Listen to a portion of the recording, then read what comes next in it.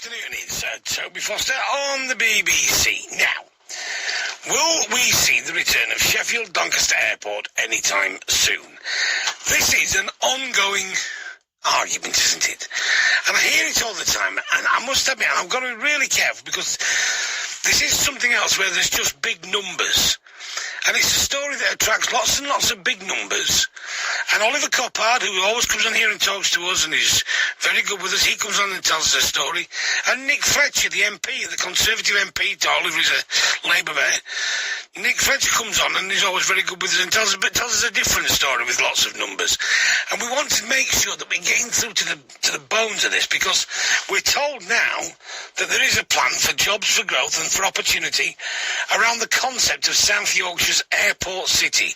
I'm joined now by South Yorkshire's Mayor, Oliver Coppard. Oliver, good afternoon. Hi, Toby. Nice to talk to you. You too.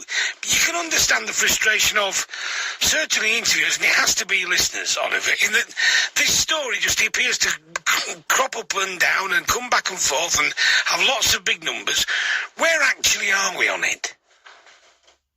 Look, I completely understand people's frustration, because this has been nearly 2 years of Peel, first of all, closing down the airport, and then us trying to revive it. And, you know, recording in progress. I get people's frustrations, of course I do. But ultimately what we're announcing today is a proposal that we're taking to the MCA, the organisation that I lead, next week, to commit funding to reopen Doncaster Sheffield Airport. It's a £138 million proposal, which is not just about the airport, but is about the whole of what's called the Gateway East site, the wider site around the airport, to turn that into South Yorkshire Airport City, a thriving hub of sustainable aviation, advanced manufacturing that ultimately creates jobs and growth and opportunity, as you said, which is the really important bit of this, not the numbers that are attached to it. So, what's the kind of possibility? If I were to ask you, when will that airport be open and flights going out of it? And I'm not going to hold you to it or give you a gotcha or anything like that. But what would you actually say?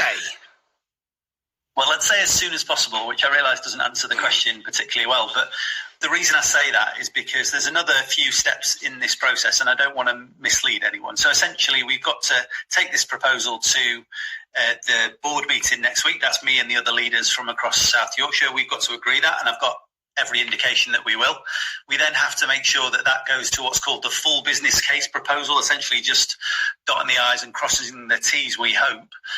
And then once that funding is agreed, we're giving Doncaster Council, the firepower, the money, to be able to then sign a deal with Peel, the current owners, who will do a deal in terms of a lease arrangement with Doncaster, and then we'll bring in a private sector operator to run the airport, who will then reopen Doncaster Sheffield Airport to get flights going once again. Now, that process can take a fair bit of time, I realise, but we're doing everything as quickly as we can, whilst also making sure that there is robust and proper governance at the heart of this, because I think we've seen in other parts of the country what goes wrong when you don't put the interests of taxpayers first. That's what we're doing, but we do need to make sure that we create those jobs and opportunity at the heart of this plan.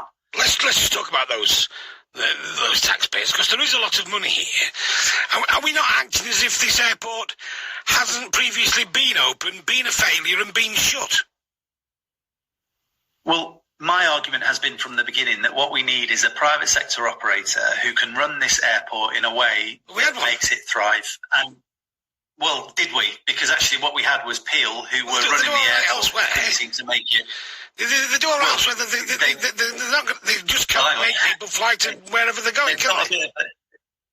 They've got a bit of a track record, haven't they? Because they owned and operated Sheffield Airport, and that closed down, and then it turned into a very important and expansive plan for a business park, and that was a good thing as it turns out. But they also then ran Doncaster Sheffield Airport, and once we put all the money and the investment in it to connect up through the road network, DSA, they then said that it was no longer viable and they couldn't carry it forward. Now, if you remember at the time, we said to them, we'll give you money to keep the airport going for 12 months, well, so we don't have to close it down and we can bring in a private sector operator. And they said no. We brought in a private sector group who wanted to buy the airport for about £100 million. And again, Peel said no. That land is probably worth more to Peel as housing land than it is as an airport. We want it there as an airport, and that's why we're doing the work that we're doing. What about working alongside the local MP, you and Nick Fletcher? What's his input onto this? We meet with Nick Fletcher through the meetings that Doncaster Airport hold. I hold a monthly meeting for our MPs, and I make sure that we're being completely and utterly transparent with all our parliamentary colleagues and that they know what's going on at any time. But quite honestly, whenever we've asked for help from Nick Fletcher and his colleagues in government, be it when we were trying to keep the airport open and use the Civil Aviation Authority's rules, some of the stuff we could have done around that, the government didn't get involved. Liz Truss, when she was Prime Minister, in response to a question from Nick Fletcher, said her government were going to do everything they could to help us keep our airport open. And again, they didn't lift a finger. So we've seen very little help from a Conservative government, of which Nick represents the Conservatives in Doncaster, and they haven't done very much for us at all. So actually, we've just been getting on with the job of trying to reopen DSA. Myself, Doncaster Council, have been doing that job quietly, I hope, in the background. And today we are saying next week can hopefully put that on that journey, on that footing through the financial settlement that will go to the MCA next week. Subject to the outcomes of votes, of course, you could find yourself with another job very shortly. You could find yourself with the Police and Crime Commissioner's job lumped in with the job of Mayor. It sounds like you're already busy. Are you going to have time for them both? Well, actually, the government haven't made their decision yet as to whether or not those powers will be transferred. This is all taking a bit more time than, frankly, I would like or anybody else would like. So we're not entirely sure that that's going to happen, although I think it is the right thing to do, and I hope it does pass. We should find out this week what their plans look like following the public consultation. This is what happens elsewhere in the country. Tracy Braben in West Yorkshire, Andy Burnham over in Greater Manchester, and indeed Andy Street down in the West Midlands wants to do this as well, because actually joining up those powers so that we can better align some of those policies actually helps us do this job more effectively and make sure that these policies all align much more effectively. So I think it's a good thing. I think it's the right thing for South Yorkshire, and it puts us on a good footing going forward. Oliver Coppard, thank you very much indeed for your time this afternoon. That's Oliver Coppard there, South Yorkshire.